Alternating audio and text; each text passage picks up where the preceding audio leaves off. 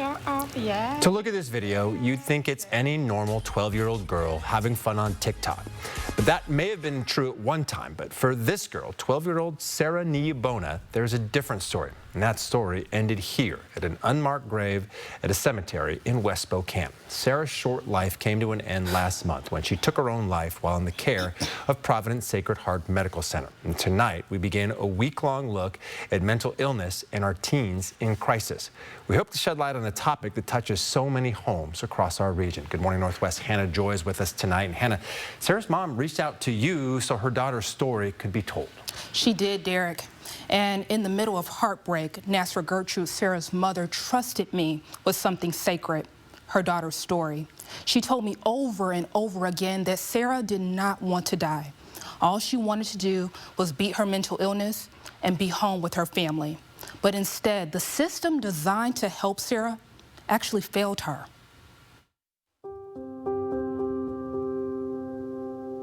The death of Sarah, it took a part of me. I know I will be strong for my other 5 kids that I have, but I'm not gonna be the same. To the world, Sarah Jo Niyibona was just a 12-year-old girl, but to her mother, Nasra Gertrude, she was so much more. She was my best friend. Sarah was her shadow, her sidekick, never far from her mother's side. She loved to go with me everywhere. As soon as I leave the house, Mom, can I come with you? So she was very close to me. But there were things Sarah kept hidden. Nasra shared with me that she found her daughter's journal, one Sarah kept close. I am so unhappy these past few days. Sleeping in, feeling fat. Although Sarah was always dancing, mastering the latest TikTok trends with a smile, behind the joy was something so much heavier. Then I realized in mid-October, she's wrapping her. She was right to her left arm with a scar. Sarah was cutting. What started as a single silent sign turned into a pattern Nasra couldn't ignore. And then it continued from cutting to big cuts. It is like graduating every 2 weeks, every week. As the cuts grew deeper, they turned into suicide attempts. Sarah was first taken to Sacred Heart Hospital and eventually admitted to Inland Northwest Behavioral Health, known as IMBH. Through it all, Sarah held on to small moments. Today, my big sister came and visited me.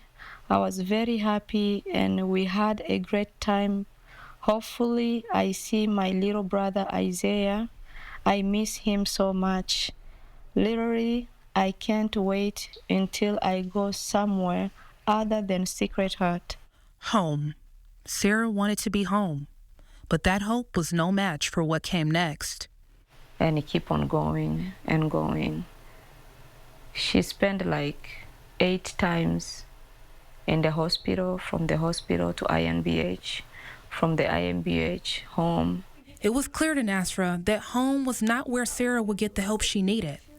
In February, she took Sarah back to Sacred Heart Hospital. When I see her in the hospital, I was like, thank God she's in safe hands. I don't have to worry about her attempting anything. And for the first time, Nasra could breathe. The hospital had a real plan, one built to protect Sarah. There will be a nurse who will be checking on her every 15 minutes, but also we put the alarm at the door. If she open, we can hear her open the door. And you see there's a nurse station here, there's people here, so she's safe. Despite those safeguards, Sarah got out. On April 13th, the hospital called Nasra, saying Sarah left her room, rode the elevator, and crossed this sky bridge, and got all the way up to the 4th floor parking garage, and jumped. Sarah survived, but had catastrophic injuries. By the time Nasra reached Sarah's room, doctors and nurses were trying to save her. And I can see the machine, the beeping stop. It was all 3 straight line. I knew my daughter, she was gone right there.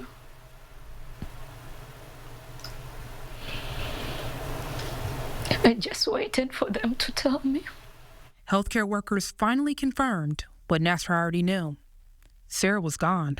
Beyond that, Nasra says that's all she's been told. How Sarah got out, why no one stopped her, those questions still have no answers. I need them to answer me. Sarah did not want to die. She did not want to die. She was seeking for help. You see, Sarah was never supposed to end up here, at least not at 12 years old. No headstone, no inscription, just flowers that are fading away. Somehow, when the system built to protect her, Sarah slipped through the door, and it cost her everything. They failed me. They failed Sarah. They failed Sarah's family.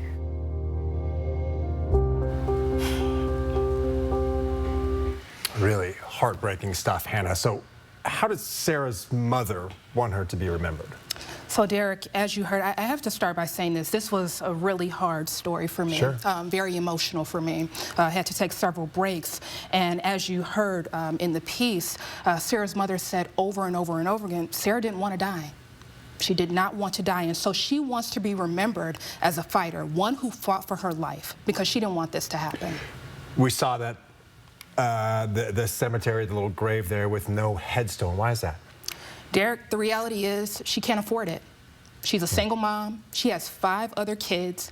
Then on top of that, she has so many other medical bills from Sarah. Understandable, for sure. So what message does Mom want Sacred Heart and other healthcare workers, I guess, to know about her daughter's situation? Derek, she wants them to know that mental illness is not a joke. It's not a game. And there are people that are fighting every day just to make it to the next day. And it's not just about money. It's about real people fighting a battle that no one can see. No one can see. And so she wants them to know that this is for real.